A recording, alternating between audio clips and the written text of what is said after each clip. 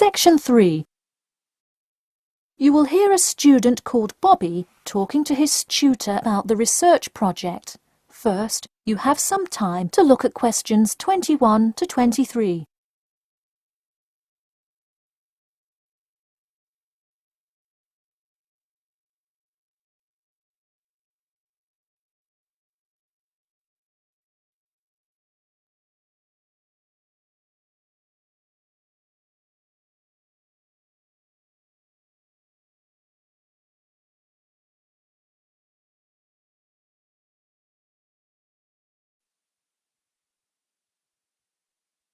Now, listen carefully and answer questions 21 to 23. Hi, Bobby. Go ahead and sit down. Tell me about your research project. Well, I decided to research football and keys for success on a football team. That sounds great. What are the guidelines for the test? Did the teacher talk to you about it in class? No, everything is on a handout that was passed out. It says that the first draft is due at the end of next week and the second and third are due later on in the month. I don't understand why we have to keep revising and fixing it. Is this assignment really that important? Well, this project is a major requirement for passing 11th grade English and will go on your permanent record. Oh, really? Does that mean it will affect what English level I am placed in next year? Well, not exactly. You need a good grade to move on, but it is your overall grade and teacher recommendation that determines what level of English you are placed in next year. Anyway, tell me about your topic choice. Do you play football? Well, actually, it's because my father loves the sport. He watches it every weekend.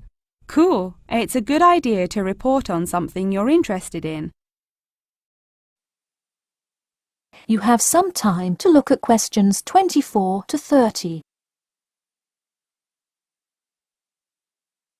And answer questions 24 to 30. I see you worked hard calling players and the head coach to talk, so let's see what information you got. Well, you have to listen carefully to the first call on the recording. It's really hard to hear because the background noise is louder than the person's voice. Yes, it is a bit tough to discern. I'm afraid the player's answer is too short as well. You will have to interview him again and try to get him to give a better answer. Okay, I thought that might happen. I will call him again tomorrow. Moving on, let's look back at this question. You asked, tell me about a time when you learned a major life lesson through playing football and explain how that has shaped the person and player you have become now and how you hope to pass on that lesson. It is a great idea for a question, but in an oral interview it is far too complex. I would advise you to break it up into multiple parts to get a better response.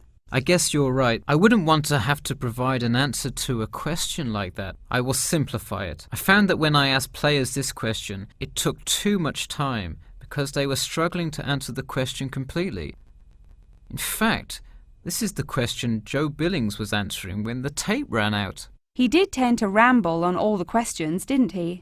He sure did. I would recommend that when you go back and interview players again, that you use a more sophisticated recording device. This recording is spotty, which indicates that the equipment wasn't working consistently. Okay, I guess it probably wasn't the best idea to use the sound recorder on my phone. Hey, could you give me some feedback on the content of the report itself? Sure. Let's start by focusing on your topic. While I like that you chose to cover football, it seems inexplicit. The keys for success of a player and team is quite an interesting topic, but what is your thesis? That is to say, what conclusions can you draw from your research? I would suggest coming up with a strong thesis statement and then shaping your report based on that. Is it really too vague? I put a whole lot of facts into it. I list the top 10 goal scorers in football history and later on provide statistics for a few of the most famous coaches and their records as coaches. I think that's great that you included these facts, but I think you focus too much on the facts and not enough on connecting these facts to make your point. Ah, I see. Okay. So it looks like I have quite a bit of work to do before the deadline. That is the end of section 3. You now have half a minute to check your answers.